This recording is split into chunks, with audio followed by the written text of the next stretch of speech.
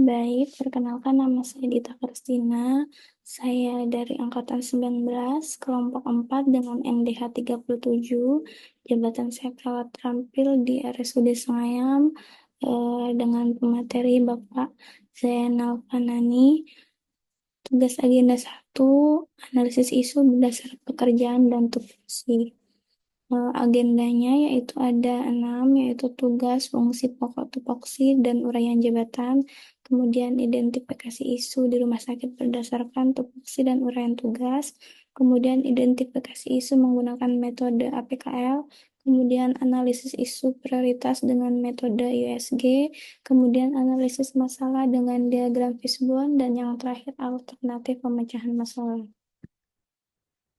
Kemudian di sini ada tugas dan fungsi pokok tupoksi uraian jabatan perawat terampil berdasarkan Peraturan Menteri Negara Pendayagunaan Aparatur Negara dan Reformasi Birokrasi Republik Indonesia Nomor 35 Tahun 2019 tentang jabatan fungsional perawat, yaitu di mana semuanya ada 18.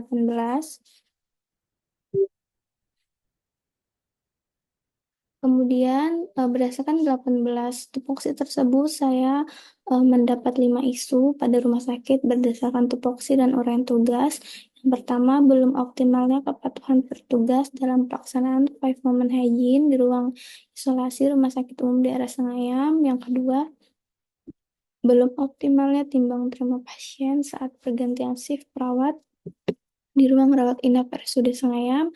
Kemudian masih rendahnya kesadaran pasien dan keluarga dalam menggunakan masker di ruang isolasi Rumah Sakit Umum Daerah Sengayam.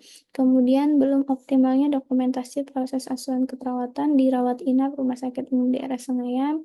Kemudian belum optimalnya kepatuhan perawat dalam menggunakan alat pelindung diri atau APD di ruang isolasi Rumah Sakit Umum Daerah Sengayam.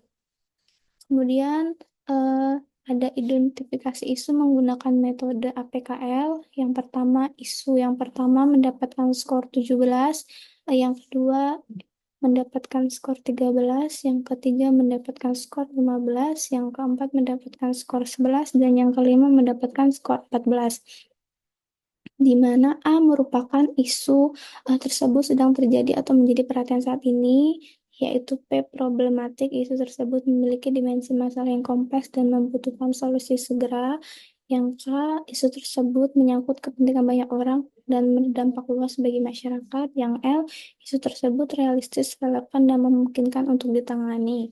Dengan kriteria isu 1 sangat kurang, kedua kurang, yang ketiga sedang, yang keempat kuat, yang kelima sangat kuat pengaruhnya. Di mana nomor 1 mendapatkan peringkat 1, nomor 3 mendapatkan peringkat 2, dan nomor 5 mendapatkan peringkat 3. Kemudian ada analisis isu prioritas dengan metode USG, di mana isu yang tadi mendapatkan peringkat 1, 2, dan 3 kita analisis kembali dengan metode USG, yaitu U merupakan urgensi, di mana isu tersebut bersifat mendesak dan perlu segera ditangani untuk mencegah gangguan operasional atau risiko yang lebih besar.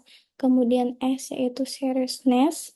Isu memiliki dampak serius terhadap efektivitas kerja, keselamatan, atau kualitas layanan fasilitas rumah sakit. Yang G, grow, isu berpotensi berkembang menjadi lebih kompleks atau meluas jika tidak segera ditangani. Di mana kriteria isunya sama, 1 sampai 5-nya. Yang pertama mendapatkan skor 14, yang kedua mendapatkan skor 11, yang ketiga mendapatkan skor 9, di mana yang isu nomor 1 belum optimalnya kepatuhan petugas dalam pelaksanaan 5 moment hygiene di ruang isolasi Rumah Sakit Umum Daerah Sengayam, yaitu mendapatkan peringkat 1. Kemudian analisis masalah menggunakan diagram fishbone, yaitu di mana diagram fishbone ini ada 4, yaitu man, method, machine, dan material. Yang kita ambil 1 tadi sudah terpilih, yaitu belum optimalnya kepatuhan petugas dalam pelaksanaan 5 moment hygiene di ruang isolasi Rumah Sakit Umum Daerah Sengayam, di mana mainnya kurangnya pengetahuan dan pemahaman perawat mengenai pentingnya 5 moment hygiene. Yang metode kurangnya seleksi perawat dalam pencegahan infeksi nosokomial dengan cara melakukan 5 moment hygiene di ruangan. Yang ketiga, matching, kurangnya monitoring dan evaluasi dalam penerapan pavement hygiene di ruang isolasi. Yang keempat, material, belum adanya media seperti leaflet atau poster edukasi mengenai pavement hygiene. Selanjutnya, ada alternatif pemecahan masalah, di mana masalah utamanya yaitu belum optimalnya kepatuhan petugas dalam pelaksanaan pavement hygiene di ruang isolasi Rumah Sakit Umum Daerah Senayan, dengan akar masalahnya kurangnya pengetahuan dan pemahaman perawat mengenai pentingnya pavement hygiene.